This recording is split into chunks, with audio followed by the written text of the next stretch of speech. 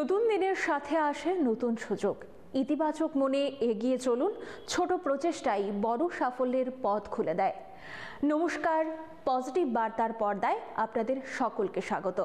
আপনাদের সাথে আমি রয়েছে স্নিগ্ধা। চলে যাব বিস্তারিত সংবাদে। আগামী কিছুদিনের মধ্যেই ত্রিপুরা শান্তিনিকেতন মেডিকেল কলেজ ও হাসপাতালে শুরু হচ্ছে চোখের ছানি অপারেশন। এর জন্য সব ধরনের প্রস্তুতি চলছে বললেন ত্রিপুরা শান্তিনিকেতন মেডিকেল কলেজের চক্ষু বিশেষজ্ঞ প্রণবিন্দু বর্মন। ত্রিপুরা শান্তিনিকেতন মেডিকেল কলেজ ও হাসপাতাল রাজ্যের চিকিৎসা জগতে এক নয়া নক্ষত্র। ত্রিপুরার চিকিৎসা জগতে একটা নতুন দিশা দেখাতে চাইছে এই কলেজ ও হাসপাতাল। এই লক্ষ্যকে সামনে রেখেই শহরতলির রানীর খামার এলাকার শান্তশিষ্ট ও মনোরম পরিবেশে বিশাল এলাকা জুড়ে মাথা উঁচু করে দাঁড়িয়ে আছে শান্তিনিকেতন মেডিকেল কলেজ ও হাসপাতাল। চলতি বছরের 1 অক্টোবর থেকে এই হাসপাতালে শুরু হয়েছে ওপিডি পরিষেবা। এই কলেজে ও হাসপাতালে চিকিৎসা পরিষেবা দিচ্ছেন রাজ্যের খ্যাতনামা এবং অভিজ্ঞ চিকিৎসকরা। এমন একজন চিকিৎসক হলেন চক্ষু বিশেষজ্ঞ প্রণবিন্দু বর্মন। শান্তিনিকেতন মেডিকেল কলেজের অ্যাসোসিয়েট প্রফেসর হিসেবে কর্তব্য পালন করছেন তিনি। বিশেষ করে ফেকো সার্জারিতে ওনার বেশি অভিজ্ঞতা রয়েছে। এই প্রতিবেদনে তিনি চোখের বিভিন্ন সমস্যা এবং তার প্রতিকার নিয়ে আলোচনা করেছেন। তিনি জানিয়েছেন 25 বছর ধরে চক্ষু বিশেষজ্ঞ হিসেবে তিনি স্বাস্থ্য ও পরিবার কল্যাণ দপ্তরে কাজ করছেন। 2007 থেকে 2019 সাল পর্যন্ত তিনি জাতীয় অন্ধত্ব নিবারণী প্রকল্পে কাজ করেছেন। চোখের বিভিন্ন সমস্যার কথা বলতে গিয়ে প্রণবিন্দু বর্মন বলেন, চোখের ছানির জন্য চোখের দৃষ্টি শক্তি হ্রাস পেলে গ্লোকোমা, ট্রেকোমা, ভিটামিন এর অভাবে, ডায়াবেটিস ও ব্লাড প্রেশারের কারণে মানুষ তাদের চোখের দৃষ্টিশক্তি হারিয়ে ফেলে। নমস্কার, আমি doctor Pranabindu Barman, associate professor, Santiniketan, Tripura Santiniketan medical কলেজে কাজ করছি বর্তমানে। আমি বেসিক্যালি একজন আই সার্জন।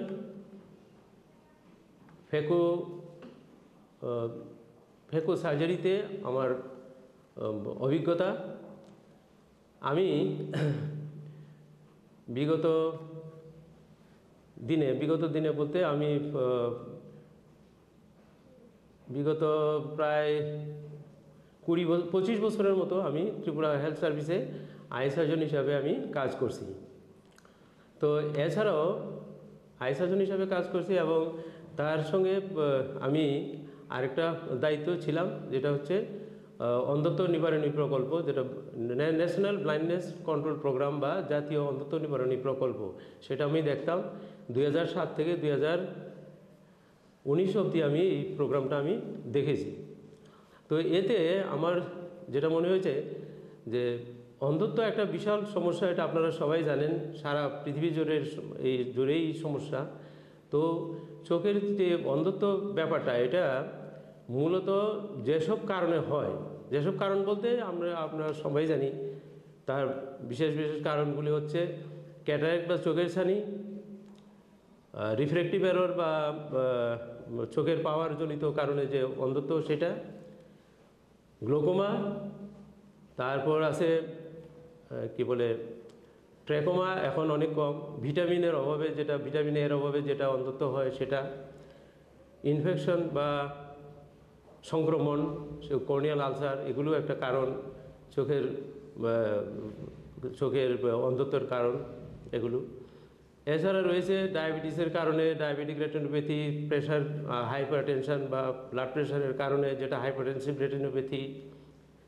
এছাড়া কিছু রোগ রয়েছে জন্মগত, যেগুলো হচ্ছে রেটিনাইটিস পিগমেন্টোসা ইত্যাদি অনেক কারণই আছে। চোখের বিভিন্ন সমস্যা হচ্ছে চোখের ছানি। প্রায় 60% মানুষ চোখের ছানির কারণে দৃষ্টিশক্তি হারিয়ে ফেলেন। বর্তমানে অত্যাধুনিক যন্ত্র সহযোগে বিনা অপারেশনে সার্জারি করে এর সমাধান করা যায়। এই সার্জারিকে বলা হয় ফেকো সার্জারি। বিনা অপারেশনে কোনো ধরনের কাটা ছেঁড়া ছাড়াই ফেকো সার্জারি করা যায়। ফেকো সার্জারি করলে রোগীকে হাসপাতালে ভর্তি থাকতে হয় না, বাড়িতে নিয়ম মতো কিছু ওষুধ খেলে এর থেকে সমাধান সম্ভব। চোখের ছানির সব ধরনের চিকিৎসা আছে, এর জন্য ভয়ের কিছু নেই। সবচেয়ে বড় কারণ হচ্ছে অন্ধত্বের সবচেয়ে বড় কারণ হচ্ছে ক্যাটারেক্ট বা চোখের ছানি। চোখের ছানি পৃথিবীতে যত কারণ আছে অন্ধত্বের, তার প্রায় 60% কারণ হচ্ছে আমার 60% কারণই হচ্ছে ছানি, চোখের ছানি বা ক্যাটারেক্ট। তো ক্যাটারেক্ট এমন একটা চোখের সমস্যা, যে সমস্যাটা মানে চিকিৎসা আছে এবং একদম এটা প্রতিরোধ, মানে এটা কি বলে কি কিউরেবল, মানে এটা ভালো করার একটা ইয়ে আছে, অপারেশন বা পদ্ধতি আছে, যেটাকে বলি আমরা ক্যাটারেক্ট সার্জারি। ক্যাটারেক্ট বা চোখের ছানি অন্য কোনোভাবে কোনো ওষুধপত্র বা কোনো কিছু দিয়েই এটা ঠিক করা যায় না। এটার একমাত্র চিকিৎসাই হচ্ছে চোখের ছানির অপারেশন। তো চোখের ছানির অপারেশন বিগত দিনে এটা আস্তে আস্তে এটা এত বিবর্তন হয়েছে এই চোখের ছানির অপারেশনে, সেটা বর্তমানে খুবই একটা উন্নত মানের অপারেশন আমাদের ত্রিপুরা রাজ্যে হচ্ছে, যেটাকে বলে ফেকো ইমালসিশন। ত্রিপুরা রাজ্য না, সারা পৃথিবীতেই হচ্ছে। তো ত্রিপুরা রাজ্যেও এটা খুব প্রসার লাভ হয়েছে।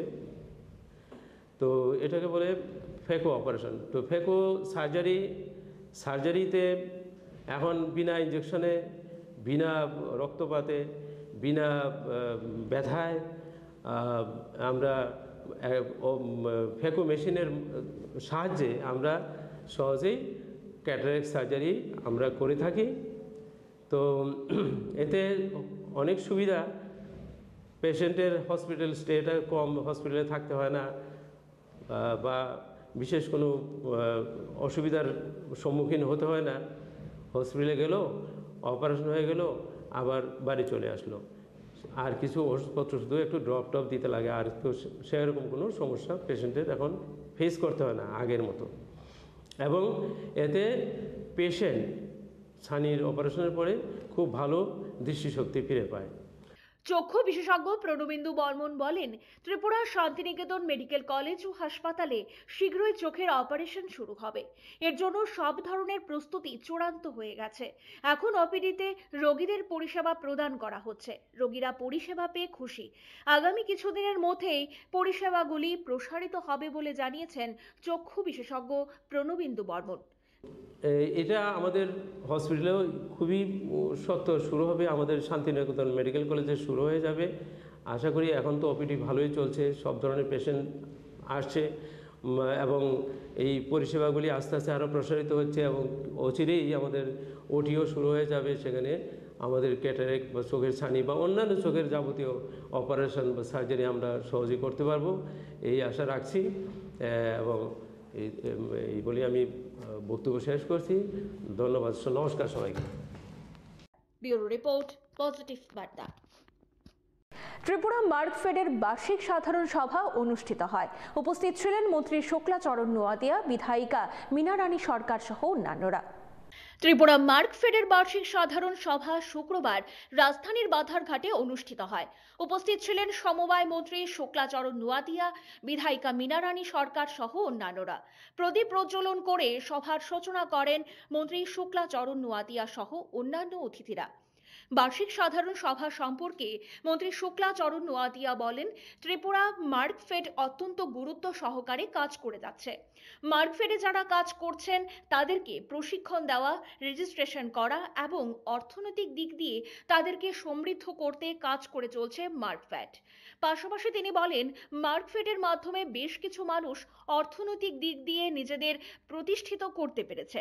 আগামী দিনেও তাদেরকে মার্কফেড সাহায্য করে যাবে। মার্কফেড চাইছে যারা সমাজের পিছিয়ে পড়া অংশের মানুষ তাদেরকে অর্থনৈতিক দিক দিয়ে স্বাবলম্বী করে তোলা, বিশেষ করে মহিলাদের যাতে আত্মনির্ভর করা যায় এই লক্ষ্যকে সামনে রেখে কাজ করে চলছে মার্কফেড। মহিলারা যদি আত্মনির্ভর হতে পারে, নিজের পায়ে দাঁড়াতে পারেন, এর জন্য তাদেরকে স্বল্প সুদে ঋণ দেওয়া হচ্ছে। এর পাশাপাশি প্রশিক্ষণের মধ্য দিয়ে তাদেরকে দক্ষ করে তোলা হচ্ছে। মার্কফেড এই কাজ বিগত দিনেও করেছে, আগামী দিনেও এই কাজ করে যাবে। ব্যুরো রিপোর্ট, পজিটিভ বার্তা। জেলাভিত্তিক ক্রীড়া প্রতিযোগিতা কাঞ্চনমালা লক্ষ্মীছড়া রামকৃষ্ণ উচ্চতর মাধ্যমিক বিদ্যালয়ের মাঠে অনুষ্ঠিত হয়। ক্রীড়া প্রতিযোগিতাকে কেন্দ্র করে খেলোয়াড়দের মধ্যে ব্যাপক উৎসাহ উদ্দীপনা লক্ষ্য করা যায়। জেলা ভিত্তিক ক্রীড়া প্রতিযোগিতা 2025 শুক্রবার অনুষ্ঠিত হলো কাঞ্চনমালা লক্ষ্মীছড়া রামকৃষ্ণ উচ্চতর মাধ্যমিক বিদ্যালয় মাঠে। পশ্চিম ত্রিপুরা জেলার মাই ভারতের উদ্যোগে এবং কাঞ্চনমালা গ্রাম উন্নয়ন সংস্থার সহযোগিতায় গোলাঘাটি বিধানসভার অন্তর্গত কাঞ্চনমালা লক্ষ্মীছড়া রামকৃষ্ণ উচ্চতর মাধ্যমিক বিদ্যালয় মাঠে অনুষ্ঠিত ক্রীড়া প্রতিযোগিতায় অংশগ্রহণ করেছে ডুকলি আরডি ব্লক, পুরাতন আগরতলা ব্লক, জিরানিয়া ব্লক এবং হাজামারা আরডি ব্লকের অন্তর্গত পুরুষ ও মহিলা খেলোয়াড়রা। এদিনের এই ক্রীড়া প্রতিযোগিতায় উপস্থিত ছিলেন ডুকলি পঞ্চায়েত সমিতির চেয়ারম্যান ভুলান সাহা, কাঞ্চনমালা গ্রাম পঞ্চায়েতের প্রধান রাজেশ দাস, জম্পুই জলার বিএসসি চেয়ারম্যান তথা প্রাক্তন বিধায়ক বীরেন্দ্র কিশোর দেববর্মা, মাই ভারতের অধিকর্তা বিমল পাত্রিক সাহা, লক্ষ্মীছড়া রামকৃষ্ণ উচ্চতর মাধ্যমিক বিদ্যালয়ের প্রধান শিক্ষক কন্দর্প দেববর্মা, কাঞ্চনমালা গ্রাম উন্নয়ন সংস্থার সম্পাদক শ্রীফল শীল, বিশিষ্ট সমাজসেবক নারায়ণ দেবনাথ এবং বিপ্লব চক্রবর্তী প্রমুখ। প্রদীপ প্রজ্বলনের মাধ্যমে অতিথিরা ক্রীড়া প্রতিযোগিতার উদ্বোধন করেন এবং বিদ্যালয়ের ছাত্রীরা সঙ্গীত এবং নৃত্য পরিবেশন করেন। এদিনের এই প্রতিযোগিতায় খেলোয়াড়রা দৌড় প্রতিযোগিতা সহ বিভিন্ন খেলায় অংশগ্রহণ করেন। খেলা শেষে বিজয়ীদের হাতে পুরস্কার তুলে দেওয়া হয়। এদিনের এই ক্রীড়া প্রতিযোগিতায় বক্তব্য রাখতে গিয়ে অতিথিরা বলেন, বর্তমান সমাজের বেশিরভাগ যুবক যুবতীরা খেলার মাঠে যেতে চায় না। অনেক যুবক যুবতী রয়েছে যারা শুধু মোবাইল হাতে নিয়ে বেশি ব্যস্ত থাকে। সেসব যুবক যুবতীরা নেশার করাল গ্রাসে আচ্ছন্ন, তাদের নিজেদের জীবন বিপন্ন করছে। তারা অবশ্যই মাঠমুখী হয়ে বিভিন্ন খেলায় অংশগ্রহণ করবে। তারা তাদের নিজেদের শরীর চর্চা করতে মনোযোগী হবে। গ্রাম কিংবা শহরের যুবক যুবতীরা মাঠে গিয়ে খেলাধুলায় অংশগ্রহণ করতে উদ্যোগী ছিল। কিন্তু বর্তমানে এই শিক্ষিত সমাজের যুবক যুবতীরা আগের মতো মাঠে যেতে চাইছে না। তাই তারা সকলের প্রতি আহ্বান জানিয়েছেন, লেখাপড়ার পাশাপাশি সকল যুবক যুবতীরা যেন মাঠে তাদের খেলাধুলার মাধ্যমে শরীর চর্চা করে এবং নেশামুক্ত সমাজ গঠনে তারা সচেষ্ট হয়। যুবারা যদি নিজেদের খেলাধুলার মধ্যে আকৃষ্ট করে তাহলে তারা নেশা দ্রব্য থেকে বিরত থাকতে পারবে বলে আশাবাদী অতিথিরা। ব্যুরো রিপোর্ট, পজিটিভ বার্তা। রাজ্যে ঘনিয়ে আসছে শীত। দিনের পর দিন পারদ ক্রমশই নিম্নমুখী হচ্ছে, বাড়ছে উত্তরের হাওয়ার দাপটও। এদিন দিনের সর্বোচ্চ তাপমাত্রা ছিল 28 ডিগ্রি সেলসিয়াস আর সর্বনিম্ন তাপমাত্রা ছিল 16 ডিগ্রি সেলসিয়াস। ত্রিপুরায় ক্রমশই ঘনিয়ে আসছে শীত, পারদ ক্রমশই নিম্নমুখী হচ্ছে, বাড়ছে উত্তরের হাওয়ার দাপটও। শুক্রবার দিনের সর্বোচ্চ তাপমাত্রা ছিল 28 ডিগ্রি সেলসিয়াস আর সর্বনিম্ন তাপমাত্রা ছিল 16 ডিগ্রি সেলসিয়াস। আকাশে হালকা মেঘ ছিল, তবে বৃষ্টির কোনো সম্ভাবনা আপাতত নেই। উত্তরে হাওয়ার গতি 4 কিলোমিটার প্রতি ঘন্টা। বাতাসে আপেক্ষিক আর্দ্রতা ছিল সর্বোচ্চ 75% আর সর্বনিম্ন 55%। দমকা হাওয়া ছিল 14 কিলোমিটার প্রতি ঘন্টা। সন্ধ্যার পর দমকা হাওয়ার গতি বাড়বে। আকাশে হালকা মেঘ রয়েছে, দিনে আবছা রোদ প্রত্যক্ষ করা যায়। রাতে হালকা কুয়াশা থাকবে আকাশে, তবে রাত যত গভীর হবে তত বেশি শীত অনুভূত হবে।